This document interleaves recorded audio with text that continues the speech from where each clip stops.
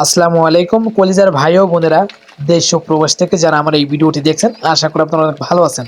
তো আজকে কোনো সেল পোস্ট ভিডিও হবে না, আজকে ভিডিও হবে যে কিভাবে আপনারা কবুতরের খাবার খরচ কমাবেন।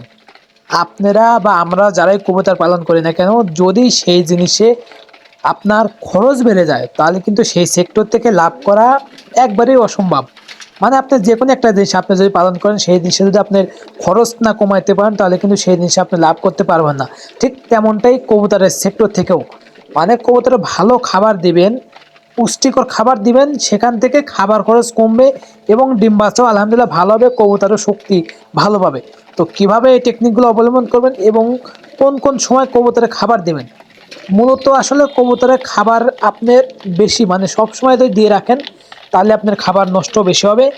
আপনার দিনে 2 থেকে 3 বার খাবার আপনার নির্দিষ্ট টাইম হতে পারে, আপনার সকাল 10টা, হতে পারে দুপুরে 1টা, হতে পারে রাত 8টা। আপনি যারা আমরা খাঁচায় পালন করি, আমার এখানে কিন্তু কারেন্ট থাকে, অন্য জায়গায় হয়তো কারেন্ট থাকে না। তো আপনারা নিয়ত করবেন যে কবুতরের 2 বেলা খাবার দিতে।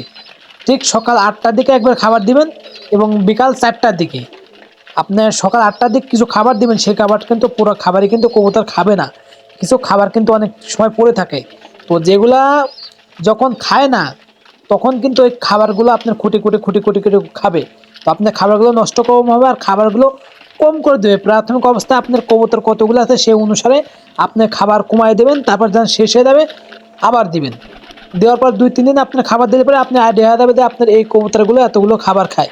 ঠিক ওই অনুসারে ওর থেকে অল্প কিছু বেশি দিলেন, মানে আপনি যদি 10টা কবুতর থাকে সেই অনুসারে আপনি 2টা কবুতরের খাবার এক্সট্রা দিলেন। কারণটা কি, যে অনেক কবুতর আছে যে আপনার খাবারের চাহিদা বেশি থাকে, যাচ্ছে খাবার খাওয়ার, আর অনেক কবুতর আছে আবার খাইয়ে আপনার খাওয়ার সময় খেতে পারে না। তো একটু বেশি দিলে পারে আপনার কি হয়, যে ধরেন যে পরবর্তী যে সময় আপনি যেগুলো খেতে পারেন না সেগুলো খুঁটি খুঁটি খায়, বা অনেকের বাচ্চা টাচ্চা থাকে। যেমন আমার খামারে কিন্তু আপনারা দেখেন যে অনেক কবুতরের বাচ্চা সবসময় থাকেই।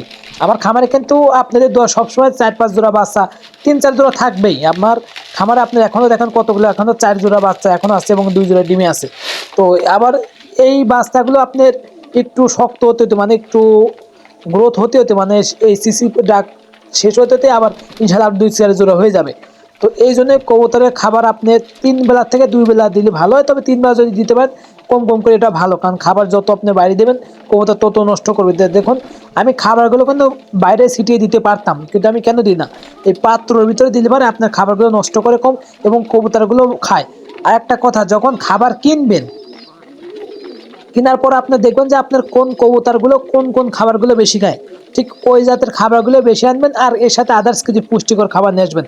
কারণ আপনার কবুতর যদি ওই জাতের অন্য কোনো জাতের খাবার না খায়, আপনি যদি ওই খাবারগুলো খাওয়ান তাহলে কিন্তু আপনার কবুতরগুলো নষ্ট করবে, এটাই স্বাভাবিক। এই জন্য আপনার কবুতরগুলো যে খাবারগুলো বেশি খায় সেই খাবারগুলো কিনবেন।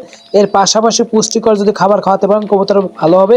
আর পুষ্টিকর খাবার সাথে সাথে সাথে আপনার কবুতরের ভালো মাল্টিভিটামিন কোর্সগুলো করবেন, ইনশাল্লাহ ডিম বাচ্চা কবুতরের গ্রোথ ভালো থাকবে। কবুতর অসুস্থ থাকে, সুস্থ ট্রিটমেন্ট করা অনেক ভালো, আমি যতটা মনে করি। তো ভালো থাকবেন, সুস্থ থাকবেন। আসসালামু আলাইকুম।